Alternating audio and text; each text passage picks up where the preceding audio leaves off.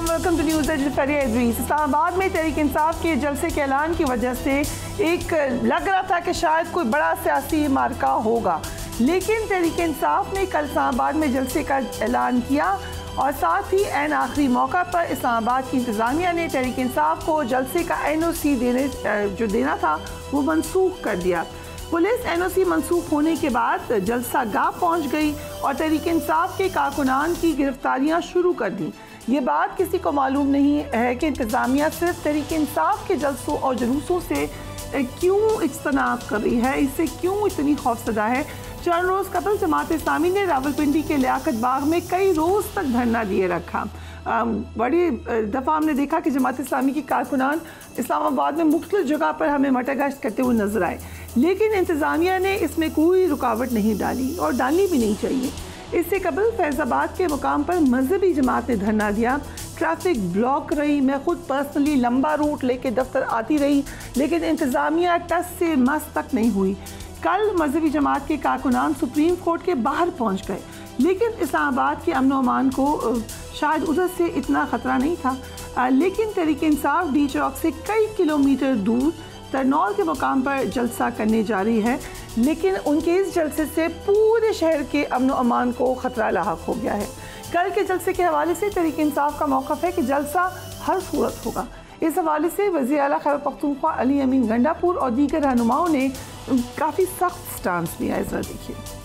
हमारा जलसा जिसकी NOC हमें अदालत ने दी थी, वो NOC फिर कमिश्नर साहब ने उसको कैंसिल कर दिया है। ये फसाइयत और जबर का सिलसिला शुरू है इस विफाकी हुकूमत की तरफ से, तो हम उसकी भरपूर मजम्मत भी करते हैं। और मैं ये वाज़े पैगाम दे रहा हूँ कि पख्तूनख्वा की सारी आवाम ने कल 3 बजे तक पहुँचना है सवाबी के इंटरचेंज पे। मैं वहाँ से आपको लीड करूँगा। हम हर सूरत में ये जलसा करेंगे। पूरे पाकिस्तान की आवाम से कह रहा हूँ कि आप तरनौल चौक पे पहुँचे। इस्लामाबाद हाई कोर्ट ने हमें इजाजत दी, इस्लामाबाद हाई कोर्ट डायरेक्शन पे जलसा हुआ है। हमारी कोशिश है कि एक पुरअमन जलसा हो। मैं हुकूमत पे एक बात बिल्कुल वाज़ेह करना चाहता हूँ, आपने अगर हर्डल डाले और कोई आपने कोशिश की कि रास्ता रोकेगी तो तमाम जिम्मेदारी तुम्हारी होगी।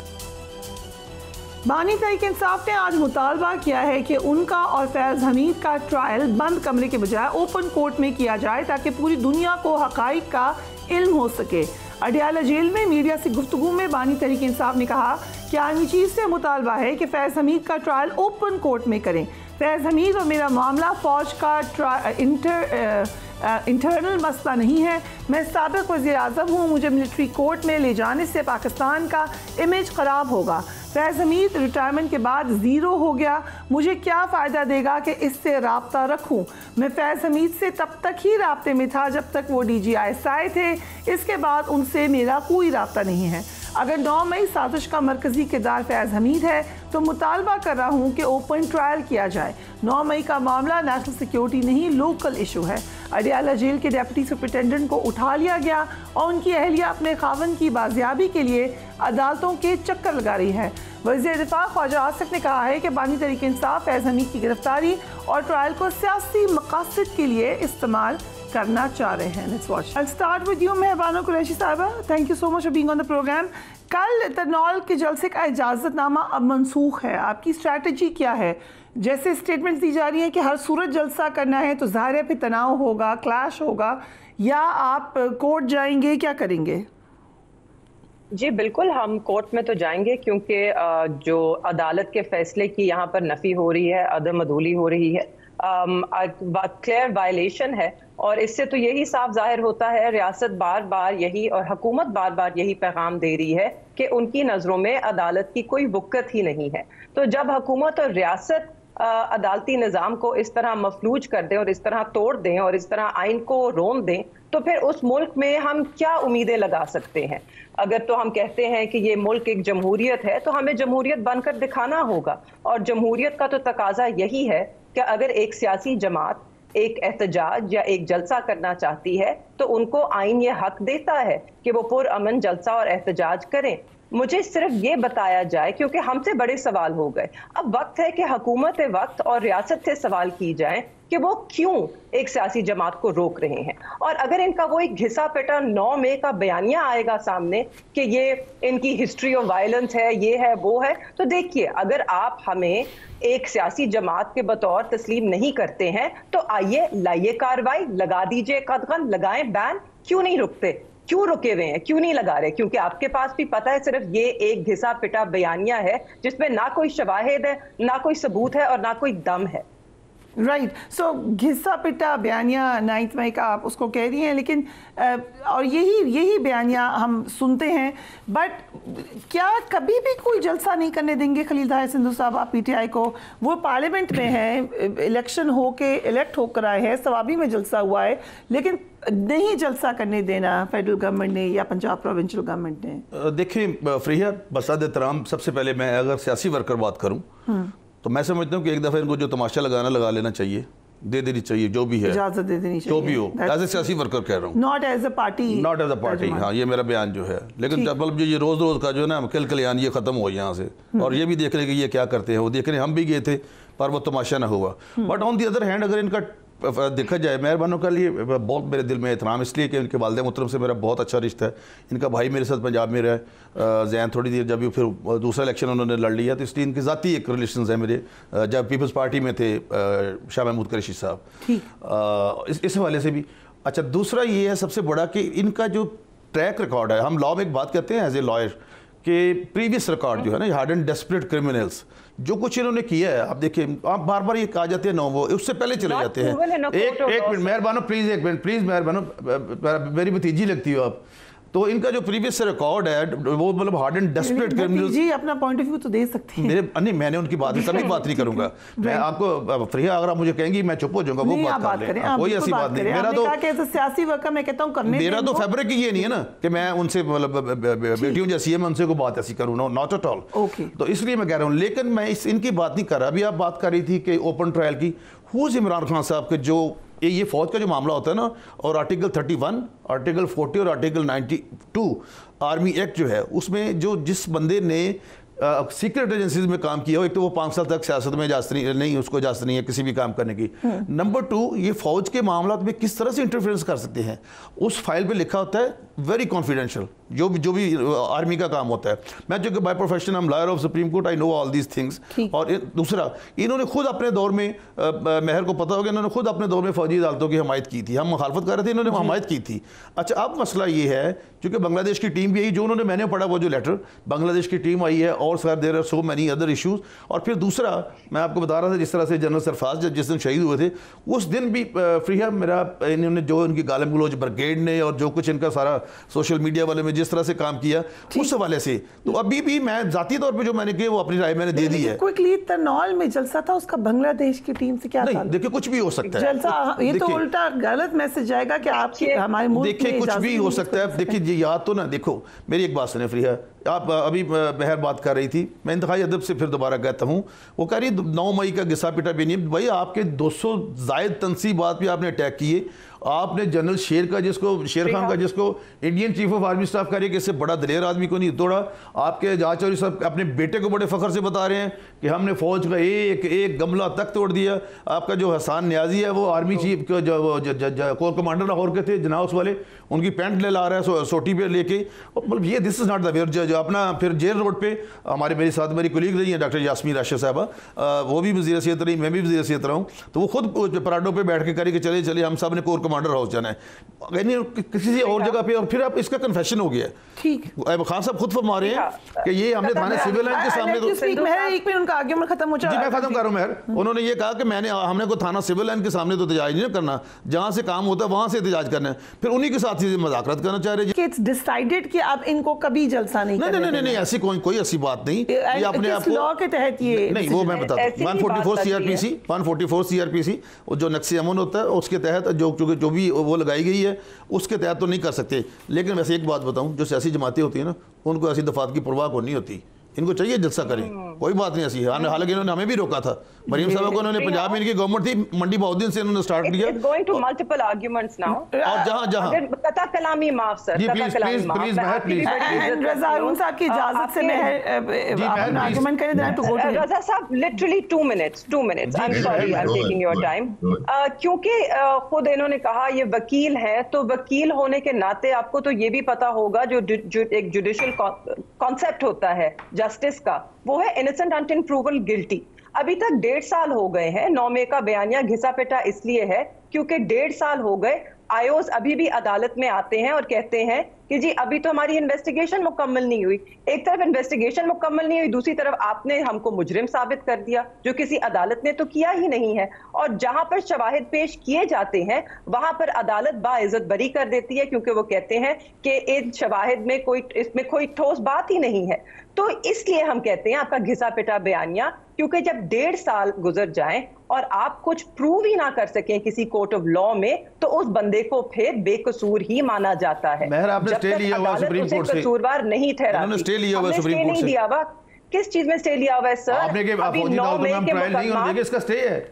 आपके सुलेमान अब्दुल राजा साहब पेश हुए फौजी अदालतों में ट्रायल, फौजी अदालत एक फर्क मसला है, वो है कि एक जमहूरियत में सिविलियंस का फौजी अदालतों में ट्रायल नहीं होना चाहिए। हो सकता है, आपके दौर में हुआ है।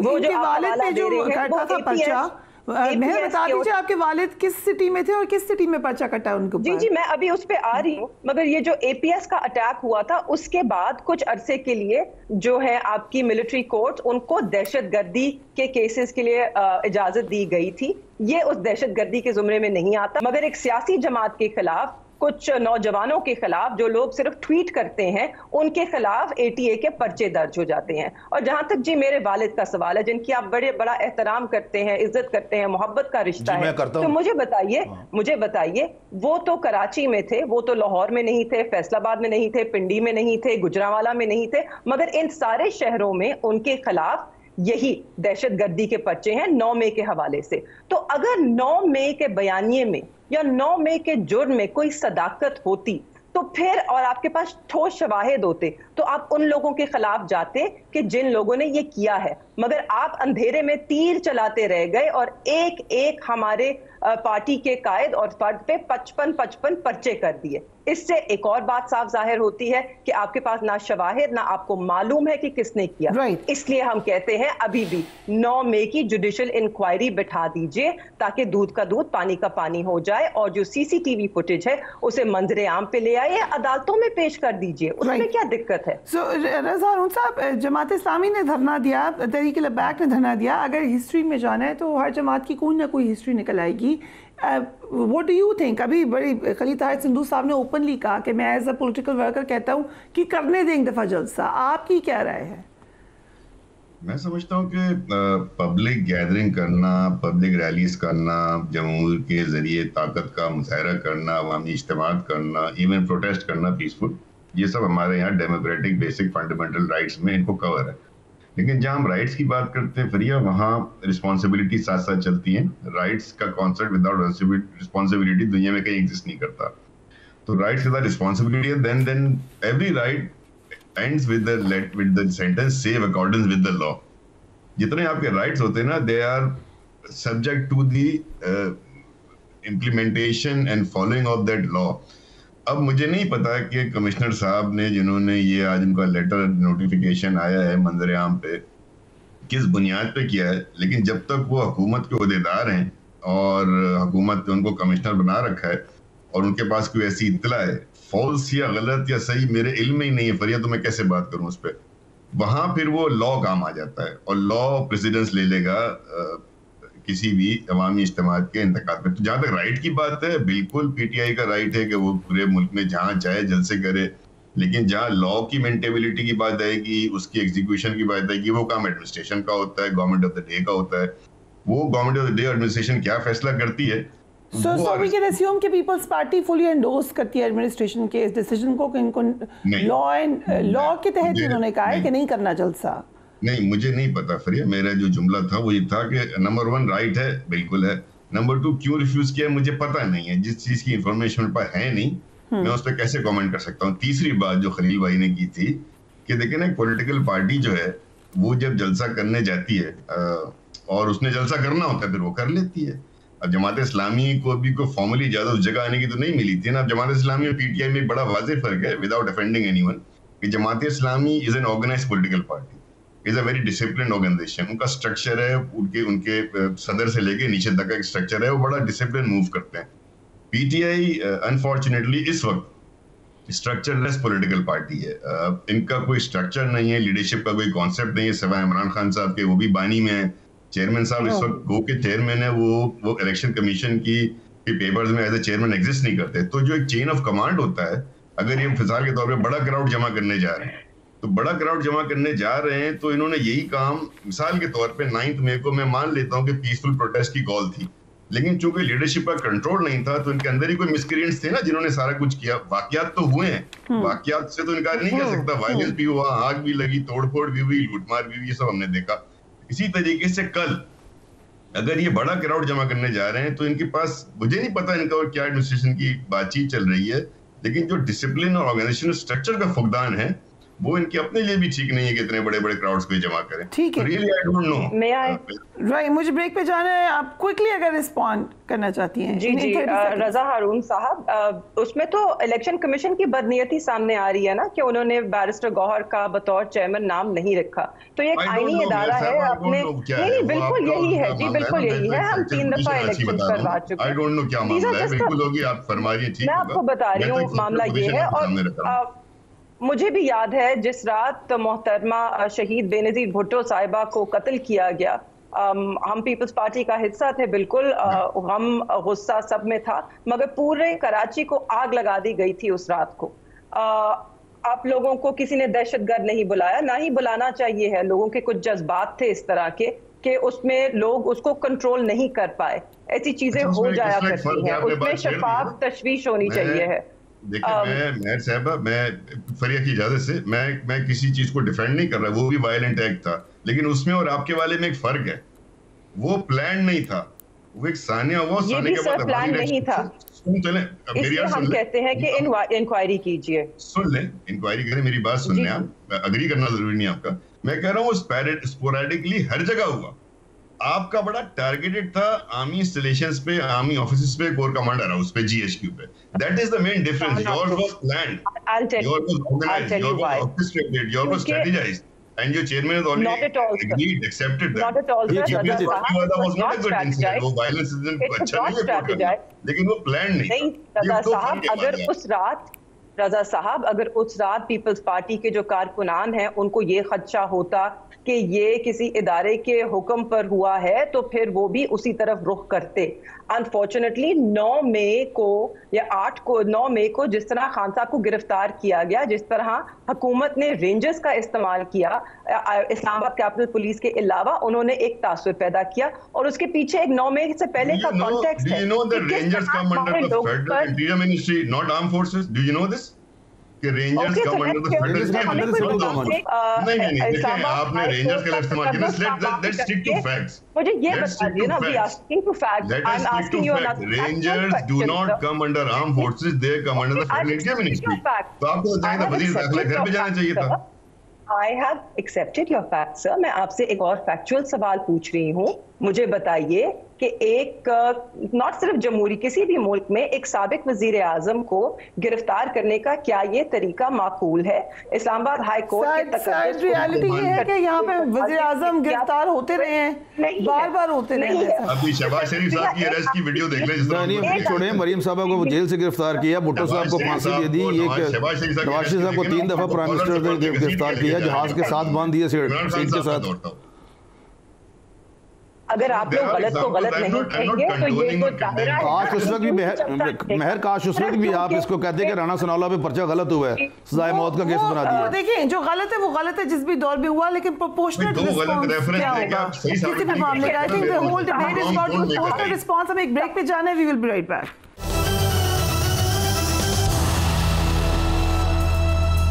And welcome back. इस्लामाबाद में आज यूथ कन्वेंशन हुआ जिससे army chief general Asim Munir और वज़ीर आज़म शहबाज शरीफ ने खिताब किया।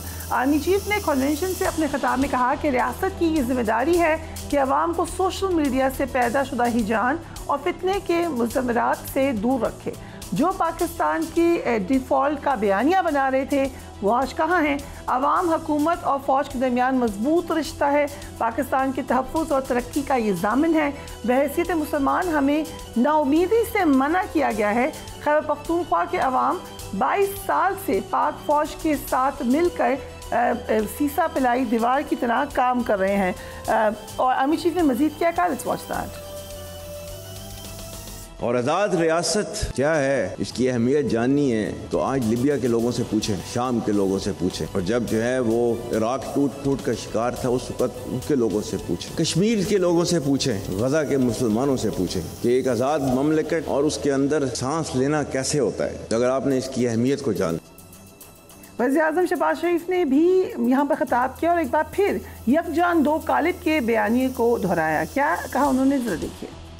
हालिया दिनों में जिस शख्स ने एक पाकिस्तान के खिलाफ तहरीक चलाई थी और कहा था कि दो कौमी नजरिया खत्म हो चुका और वो बहरे हिंद में गर्क हो गया, आज आप देखिए कि वहाँ पर स्टैचूज थे, उनके साथ क्या हुआ। आज का जो पाकिस्तान है, आज के हमारे जो मारूजी हालात हैं, उसका ये तकाजा है कि सियासतदान मिलकर इस मुल्क की खिदमत करें। मैं आज आपको बिला खौफ तरदीद कहता हूँ कि मैं आज अगर पाकिस्तान का खादिम हूँ तो पाकिस्तान आर्मी का जो सिपह सलार मौजूद हैं, यकीन करें कि यकजां दो कालिब होकर सिर्फ पाकिस्तान के अजीम मकसद के लिए हम काम कर रहे हैं। बिल्कुल खलील ताहिर साहब, क्या जरूरत क्या प्राइम मिनिस्टर को बार बार ये एंडोर्स करने की? पहले भी हमने देखा माजी में एक पेज जब कहने की जरूरत आती थी पेज तो कोई अच्छा वक्त नहीं होता था। Why is he re-endorsing this again and again? No, actually he is not re-endorsing. Actually the problem is that कि right now जो situation जितनी बड़ी perplexed बन चुकी है जनरल फैज साहब की गिरफ्तारी के बाद भी और उसके बाद भी, और फिर खान साहब का ये मुतालबा करना, मतलब खान साहब तो नहीं ये मुतालबा कर सकते ना एक अपना ले मैन होके कि फ़ौज इस तरह से करे और उनका ट्रायल इस तरह से ना करे। तो इस कॉन्टेक्स्ट में उन्होंने कहा जी नहीं, मेरी बात सुने। इसके अलावा जो हालात एक नाउमीदी पैदा की गई ना कि अगर खान नहीं तो पाकिस्तान नहीं, ये भी नारा लगाया ना, पूछे मेहर से, इनकी MNA ने यहाँ पर नारा लगाया ना, वो जो KPC इनकी MNA पता नहीं शानदाना गुलजार या वट एवर बहनों की तरह वो भी, लेकिन ये नारा लगाया ऐसे नहीं। अफराद, कल रज़ा भाई ने एक बड़ी प्यारी बात की थी कि अफराद जो होता है, ये फ़र्द होता है, वो अहम नहीं होता, अदारा अहम होता है और मुल्क अहम होता है। एक तरफ कौमी हुकूमत की बात हो रही है, दूसरी तरफ यकजान दो कालिब की बात हो रही है, ओपनली बात हो रही है। देखिए अब ये तो सबको साथ मिलकर चलना पड़ेगा। मेरी ज़ाती अगर सोच पूछती है तो यही तो, इसी तरह से तो ये भी कहते थे ना कि अगर बाजवा साहब ना होते तो हमारी गवर्नमेंट नहीं चल सकती थी, और एक कर्नल बिठाया होता था इन्होंने कौमी असम्बली में, पूछ लें इनसे, जो इनका कोरम पूरा करता था। इसी तरह से जिस पे शाहिद खान अब्बासी साहब ने ऑब्जेक्ट किया था कि ये क्या बात हुई, और ये खुद कहते हैं। और बाकी जो आया था इनके खिलाफ, जिस तरह से वो जो आर्टिकल 95 है, ये मेरे पास कॉन्स्टिट्यूशन है, इसके तहत आया था अपना इनके खिलाफ अदम एतमाद, लेकिन उन्होंने उसको बना लिया आइन में।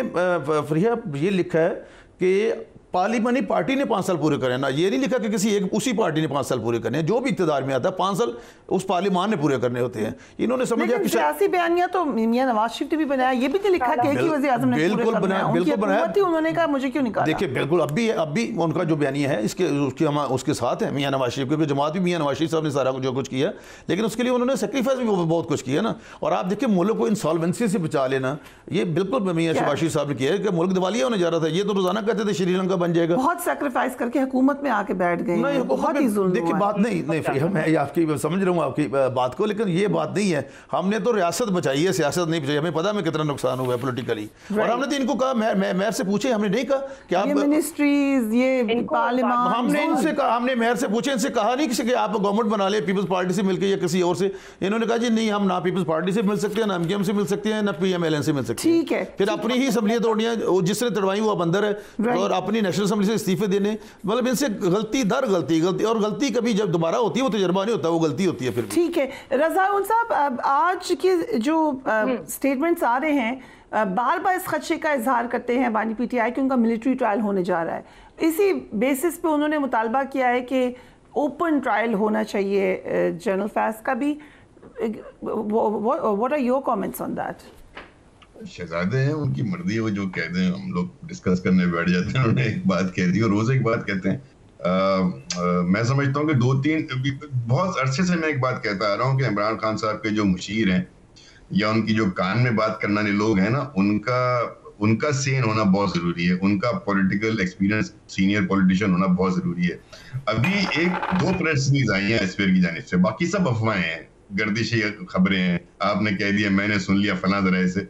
उन जराए की खबरों से इतना इन्फ्लुएंस हो जाना कि पहले ये कहना कि जी मेरा कोई ताल्लुक नहीं है, फौज का अंदरूनी मामला है, अंदरूनी मामला, बिल्कुल यही कहा। फिर ये कहना कि जी वो बादाम आप गवाह बन जाएंगे, फिर आज ये भी कहा मुल्क का are you getting involved when they are not naming you yet. भाई हो सकता है उनका इरादा हो सकता है ना हो, आप क्यों इन्वॉल्व हो रहे हैं एक इंस्टीट्यूशन के, जो कि कॉन्स्टिट्यूशन इंस्टीट्यूशन है, उसका एक अंदरूनी मामला है, वो एक अंडर एक law, military act, army act के तहत एक मामला चल रहा है, जो उसमें जो मुद्दई है या जो मुल्जिम है उसकी कोई डिमांड सामने नहीं आ रही।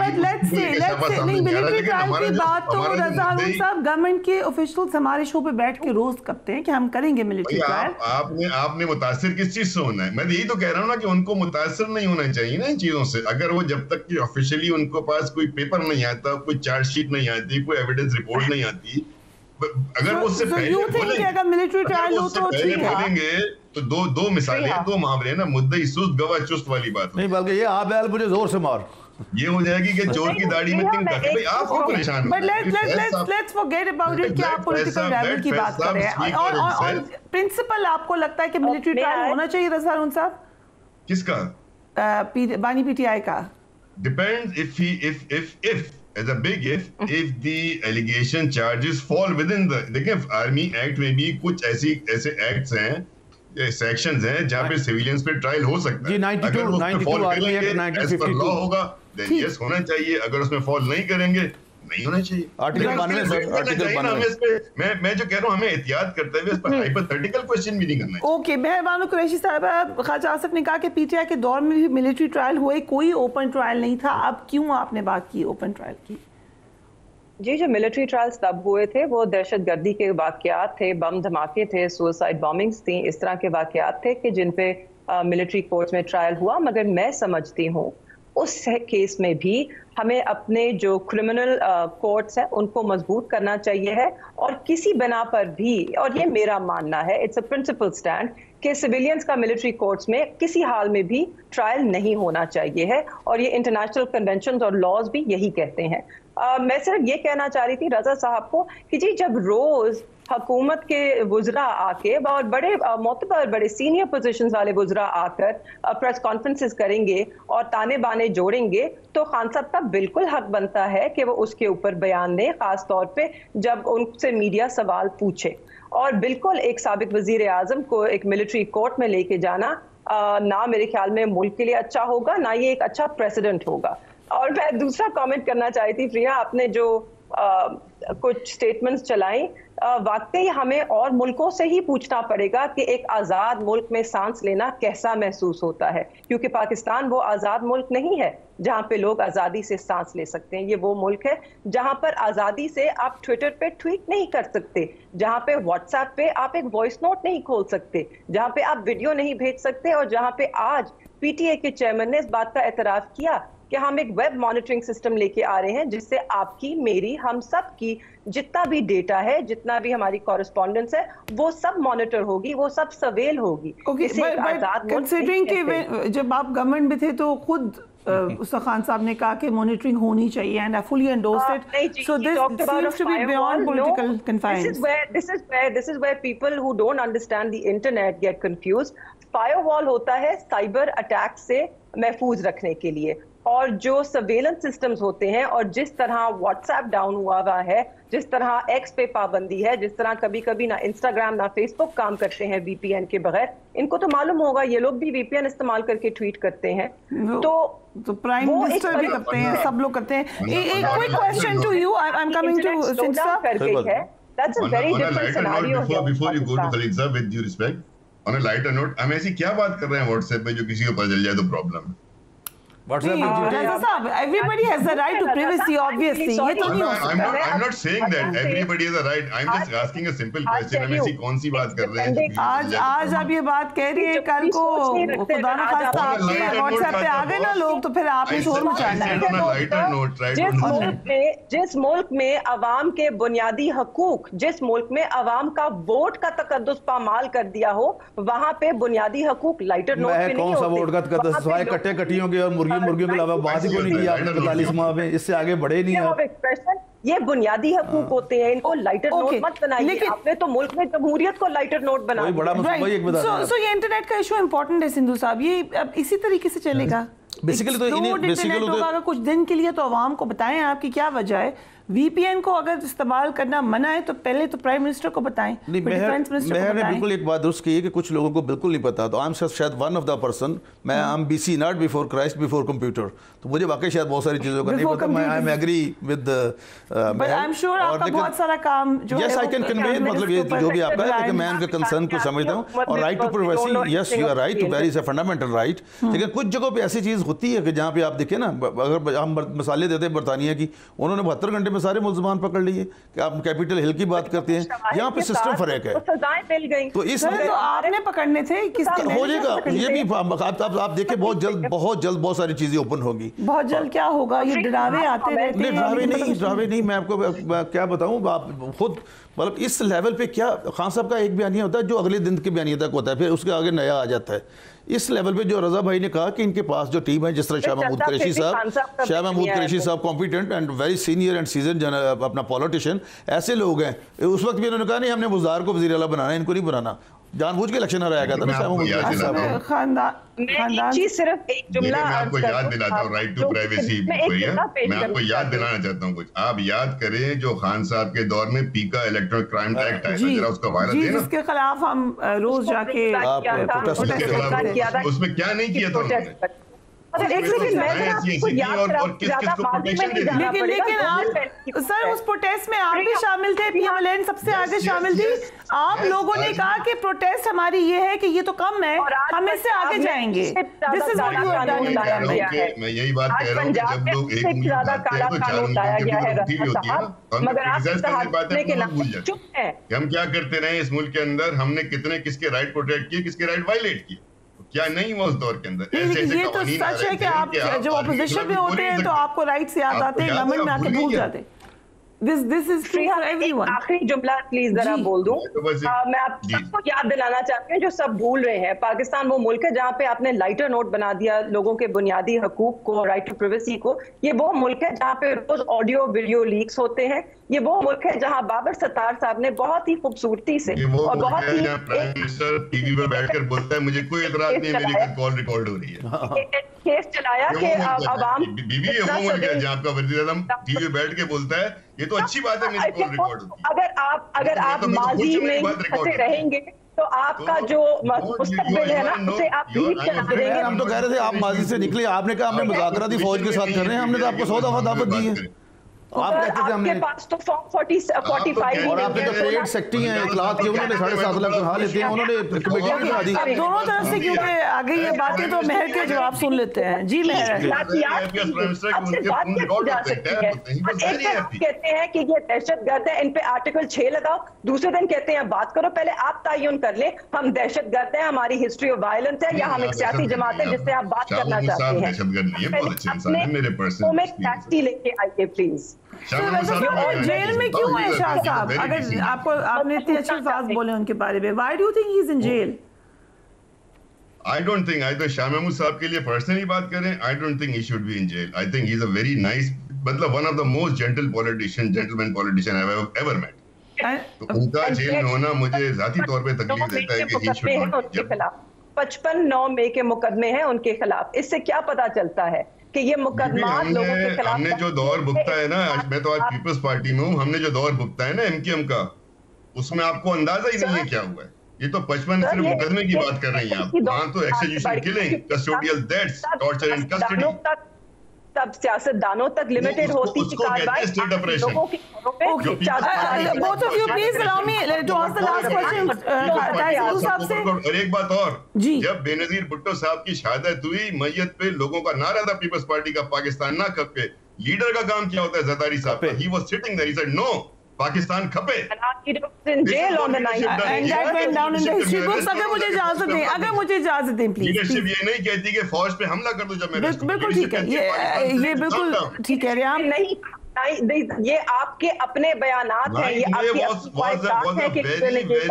आपकी बहुत बड़ी गलती है। रज़ा साहब अगर मुझे इजाजत दे दें, आप लोग की डिबेट काफी लंबी हो गई है, अब तक सजा मिल गई होती।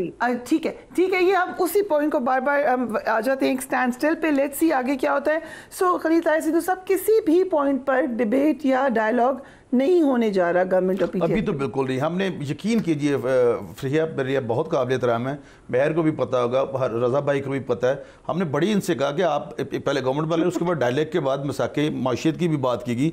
इन्होंने एक ही था कि हमने, एक मिनट मेहर, इन्होंने कहा यही था कि हमने मुज़ाकरात करने हैं फौज के साथ, और उस पर रऊफ साहब ने 3 रुकनी कमेटी बनाई, वो भी नोटिफिकेशन मैं आपको अभी भेजता हूँ, व्हाट्सएप करता हूँ। तो इसलिए ये तो खुद नहीं कहते कि हम इन 3 जमातों से हमने बात ही नहीं करी, मैं हाथ नहीं मिलाना चाहता। और जब तक आर्टिकल 6 की बात करें, वो तो खान साहब ने अमेरिका में कहा था, मैं पाकिस्तान जाके सब पे आर्टिकल 6 में लगाऊंगा। Okay, thank you so much gentleman and Mehar Sahiba आप की कंट्रीब्यूशन का। लेकिन जिस तरीके से मैं प्रोग्राम की डिबेट इस वक्त एक स्टैंड स्टिल पर है, इसी तरीके से लग रहा है कि मुल्क के सियासी हालात भी एक स्टैंड स्टिल पर है। डायलॉग से नतीजा निकलना है, लेकिन अगर डायलॉग के लिए आप तैयार नहीं हैं तो फिर कभी भी आप इस क्वागमार में से बाहर नहीं निकल सकेंगे। Will take a break and we will be right back.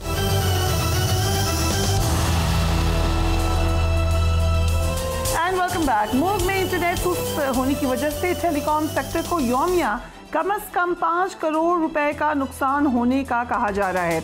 वफाकी वज़ीर बराए इंफॉर्मेशन टेक्नोलॉजी सैयद अमीनुल हक की ज़ेर सदारत कौमी असम्बली की कायमा कमेटी बराए इंफॉर्मेशन टेक्नोलॉजी का इजलास हुआ। इजलास में चेयरमैन PTA ने इंकशाफ किया कि इंटरनेट मसाइल की वजह से टेलीकॉम सेक्टर को सिर्फ 6 रोज़ में 30 करोड़ रुपए का नुकसान हुआ है। PTCL के सदर की इजलास में अदम शिरकत पर चेयरमैन कायमा कमेटी ने बहमी का इजहार किया। इजलास में क्या बहस हुई, let's have a look. Syed Aminul हक ने कहा कि अवाम को बताया जाए इंटरनेट सर्विसेज क्यों मुतासर हुई हैं, जिस पर चेयरमैन PTA ने बताया कि सब मेरीन केबल में फॉल्ट है जिसकी वजह से इंटरनेट मुतासर है।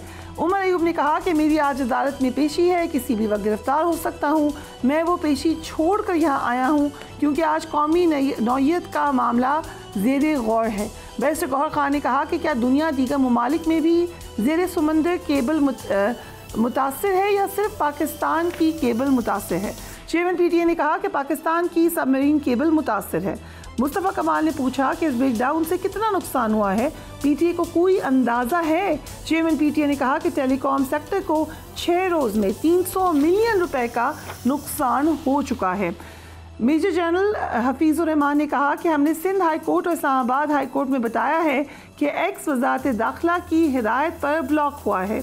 चेयरमैन PTA ने यह भी कहा कि मैंने गुज़िश्ता इलेक्शन में PTI को वोट दिया था। असद कैसर मेरे दोस्त हैं, सवाबी से उनका ताल्लुक़ है, उन्हें वोट दिया था। मुस्तफ़ा कमाल ने कहा कि साख बहुत अहमियत की हामिल होती है।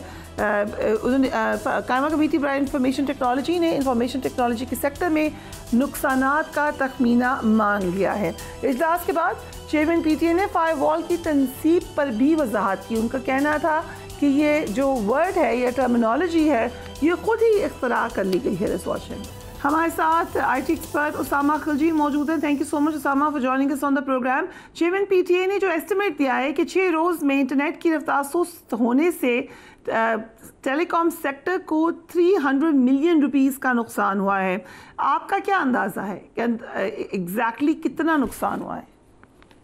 जी, इससे तो काफ़ी ज़्यादा नुकसान हुआ होगा, लेकिन इस नुकसान के अलावा जो रेपुटेशनल डैमेज पाकिस्तान के हुआ है, पाकिस्तान की इकॉनमी, पाकिस्तान की IT सेक्टर और पाकिस्तान के नौजवान फ्रीलांसर्स पे है, वो शायद हम मेजर ही ना कर सकें। क्योंकि अभी इस धचके की वजह से आगे फ्यूचर में क्यों कोई पाकिस्तानी बिजनेसेस के साथ या फ्रीलांसर्स के साथ काम करना चाहेगा, जब मालूम हो कि हर रोज कोई नया मसला आ जाता है इंटरनेट के साथ, जो कि बहुत बुनियादी सहूलत है। तो मेरे ख्याल से इसका तो नुकसान हम मेजर ही नहीं कर सकते, क्योंकि फ्यूचर जो पोटेंशियल है उस पर बहुत बुरा असर है इसका। जो इंटरनेट सुस्त होने की वजह फायरवॉल है या फायरवॉल की जो वजाहत दी आज चेयरमैन PTA ने, तो ज़रूर इस पर अपना कमेंट दें। और फिर जो उन्होंने कहा कि फाइबर केबल कटने की वजह से ये हुआ है, ये किस तरीके से फाइबर केबल कट सकती है और उसका क्या नुकसान होता है? देखिए, अंग्रेजी में मुहावरा है कि the dog at my homework. देखिए, उसी किस्म का जो है एक्सप्लेनेशन दी गई है कमेटी को भी। मेरे ख्याल से बहुत ज़्यादा maybe once in a while the dog did eat the homework. How do we know? बिल्कुल यही होता है। देखें, एक मिनिस्टर IT एक बात करते हैं, मिनिस्टर फॉर इंफॉर्मेशन कोई और बात करते हैं, PTA के जो चेयरमैन है वो कुछ और बात करते हैं। एक से पूछे जो मसला होता है वो एक दूसरे पे ब्लेम कर लेते हैं। कोई भी ओनरशिप लेने के लिए तैयार नहीं है कि मसला क्या है, किस वजह से है, क्यों हो रहा है। पीछे इंडस्ट्री की तरफ से जब हमको इंफॉर्मेशन मिलती है उसमें मालूम हो रहा है कि जिस तरह वेब मॉनिटरिंग सिस्टम था पहले भी मौजूद था, उसको अपग्रेड किया गया है और उसके अलावा एक नया सिस्टम जो है नाफिज हुआ। वो कहते हैं उन्हें फायरवॉल ना बोले, जो भी उसे कहा जाए, national filtration system, firewall system, मुख्तलिफ नाम दिए जा रहे हैं। तो देखें इसमें दो चीजें हैं, एक वेब मॉनिटरिंग सिस्टम आपके इंटरनेट ट्रैफिक जहां पाकिस्तान में एंटर करता है और एग्जिट करता है वहां पे लगा हुआ था पहले और उसको दोबारा से अपग्रेड किया गया। और इसके अलावा एक और सिस्टम लगाया गया है जो सारे डेटा सेंटर्स में, 100 से ज्यादा डेटा सेंटर्स में इंटरनेट सर्विस प्रोवाइडर्स और टेलीकॉम कंपनीज के साथ लगाया हुआ है और उसके जरिए जो है इंक्रीज्ड कैपेसिटी हो गई है थ्रॉटलिंग की और उसमें हमें नजर आता है उसकी वजह से इंटरनेट स्लो डाउन हुआ है। जो कंटेंट डिलीवरी नेटवर्क्स हैं उनसे जो कंटेंट इंटरनेट पे जो है डिलीवर होता है उसमें हमें स्लो डाउन नजर आ रहा है क्योंकि ये सिस्टम उसके साथ अटैच्ड है। और दूसरी बात यह है कि उनके पास ये एडिशनल कैपेसिटी भी आ गई है कि वो एप्लीकेशंस के सर्टेन फंक्शंस को फ्लो करें। जिस तरह आपने देखा होगा व्हाट्सएप में तस्वीर, वीडियोस और वॉइस नोट्स का शेयर या डाउनलोड करना जो है मुमकिन नहीं है या बहुत मुश्किल है या बहुत स्लो है जब आप डेटा के ऊपर उसको इस्तेमाल करते हैं। तो ये सब कुछ हमारे सामने है, इसका एविडेंस हमारे सामने है, आईटी इंडस्ट्री भी इस पे बात कर रही है, लेकिन जो पॉलिटिकल और स्टेट रिप्रेजेंटेटिव्स हैं उनमें ट्रांसपेरेंसी बिल्कुल कम है और जितनी कम ट्रांसपेरेंसी होगी उतना ही ज्यादा खतरा हमारी इकोनॉमी को होगा क्योंकि अनसर्टेनिटी पैदा होगी जो बिजनेस के लिए बहुत ज्यादा खतरनाक। उसामा जरा समझाइएगा क्योंकि आप तो दो आर्गुमेंट्स हैं, एक तो ये है कि आप हर चीज़ खुला छोड़ दें, बातचीत जो मर्जी हो, लेकिन दूसरी साइड का आर्गुमेंट ये है हम जानते हैं दहशतगर्दी के लिए भी इस्तेमाल हुआ इंटरनेट, हम जानते हैं कि बहुत सारी वेबसाइट्स ख़तरनाक मवाद डिस्ट्रीब्यूट करती हैं, फेक न्यूज़ फिनोमेना है। सो उसको रोकना और साथ ही साथ ये भी इंश्योर करना कि आई एम श्योर दुनिया में कई जगह पे इस किस्म के निज़ाम होंगे कि गलत इन्फॉर्मेशन ना फैले, तो उसका तरीक़ाकार क्या है कि बैलेंस आ सके। इस वक्त तो हम देख रहे हैं कि जो रोकना था शायद वो नहीं रोका जा रहा, लेकिन उल्टा लोगों को नुकसान हो रहा है। देखें, जब तक इस मुल्क में पॉलिटिकल स्टेबिलिटी नहीं आएगी और जो सियासी बहरान है उसका सियासी हल नहीं निकलेगा, मसाइल उठते रहेंगे। तो जब तक आप पॉलिटिकल इश्यूज को, लोगों की फ्रस्ट्रेशंस को, जो इलीगल एक्शन स्टेट की तरफ से हो रहे हैं उनको नहीं रोकेंगे, ये मसला सोशल मीडिया पे आएगा। सोशल मीडिया पे नहीं आएगा तो लोग बाहर निकल आएंगे। बांग्लादेश की मिसाल हमारे सामने है, वहाँ इंटरनेट बंद कर दिया गया, सोशल मीडिया बंद कर दिया गया, नौजवान सड़कों पे आ गए कि वो फ्रस्ट्रेट हो गए, वो कह रहे थे वीव हैड इनफ। और मेरे ख्याल से हम भी उसी तरफ जाने वाले हैं क्योंकि नौजवान लोग करोड़ों की तादाद में मुल्क छोड़ के जा रहे हैं क्योंकि उनको रोजगार, उनकी तालीम, उनकी बेसिक कम्युनिकेशन और राइट्स जो है उस पर बहुत ज्यादा कदगनें लग गई हैं, बहुत ज्यादा रुकावटें आ गई। तो मेरे ख्याल से सोल्यूशन जो है पॉलिटिकल ही है। आप पॉलिटिकल सोल्यूशन निकालें जो पॉलिटिकल प्रॉब्लम्स हैं इस मुल्क में, क्योंकि आप जो रेगुलेशन की बात करते हैं, आप जो सेंसरशिप की बात करते हैं, वो भी सियासी नौयत के हैं। इस पे हम डिबेट भी नहीं कर सकते क्योंकि वो एक जाहिरी ऑब्वियस सी बात है। तो लेट्स नॉट प्रिटेंड कि ये जो है टेररिज्म के लिए हो रहा है या ये सिक्योरिटी के लिए हो रहा है, इसके पॉलिटिकल रीजंस हैं और मेरे ख्याल से सोल्यूशन भी पॉलिटिकली होगा इसमें। सो VPN के हवाले से जो तासुर बनाया गया कि अगर VPN ज़्यादा इस्तेमाल हो तो पूरे मुल्क का इंटरनेट सुस्त हो जाता है, ये किस हद तक दुरुस्त है? देखिए, इसमें तो एक हमें स्टेप बैक लेना चाहिए और ये पूछना चाहिए कि लोग VPN क्यों इस्तेमाल कर रहे हैं। क्योंकि आप उनकी बेसिक एप्लीकेशंस को ब्लॉक कर रहे हैं या स्लो कर रहे हैं। PTA चेयरमैन साहब कह रहे हैं कि सबमरीन केबल में मसला है, लेकिन जब आप VPN इस्तेमाल करते हैं तो फिर तो सबमरीन एकदम से ठीक हो जाती है। नहीं, उससे यही मालूम होता है कि कोई सिस्टम के साथ इंटरफेरेंस हो रही है जिसकी वजह से ट्विटर ब्लॉक्ड है, व्हाट्सएप सही काम नहीं कर रहा। आप VPN जब ऑन करते हैं तो ट्विटर भी खुल जाता है, आपका व्हाट्सएप भी ठीक काम करना शुरू कर देता है। तो क्लियरली हमें यही पूछना चाहिए कि VPN इस्तेमाल करने की नौयत या ज़रूरत क्यों आई। पहला तो ये सवाल है।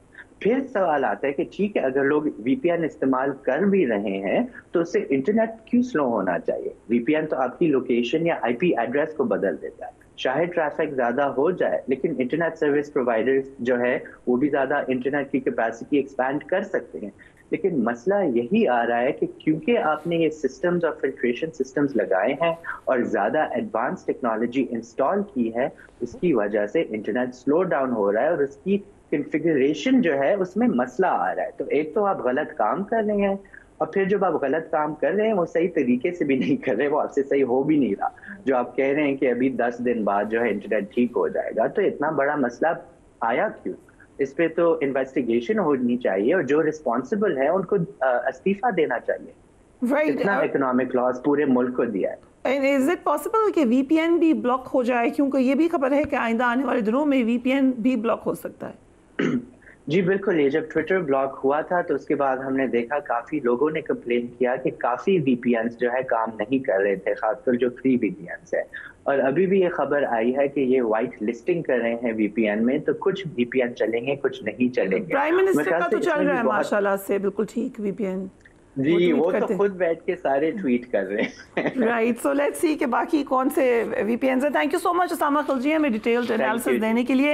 यकीनन मुश्किलात में हैं, रोज़ हमें मैसेजेस भी आ रहे होते हैं, बहुत सारे लोगों की अब ये कंप्लेन है और बहुत सारे लोगों का लाइवलीहुड जुड़ा हुआ है। ये तो एक मोहतात अंदाज़ा लगाया पीछे के चेयरमैन ने, जो बात उसामा खिलजी ने की कि आपका जो रेपूटेशन है उसको आप कैसे मेजर करेंगे, कैसे गेज करेंगे। ये कॉम्पिटिटिव वर्ल्ड है जिसमें आपका कंपटीशन बहुत इम्पॉर्टेंट है। अगर दूसरी थोड़ा सा भी आप लेज़ी होते हैं तो दूसरा आगे निकल जाता है। ख़ास तौर पे इंटरनेट वर्ल्ड ऐसी ही है, नौजवानों का फोकस है इधर। सो एक जो रेपूटेशन को धचका लगा है इस वाक़े के बाद कि उसका तखमीना कौन लगाएगा, what is the exact estimate, I think nobody will know. Do take care of yourself. अल्लाह हाफ़िज़।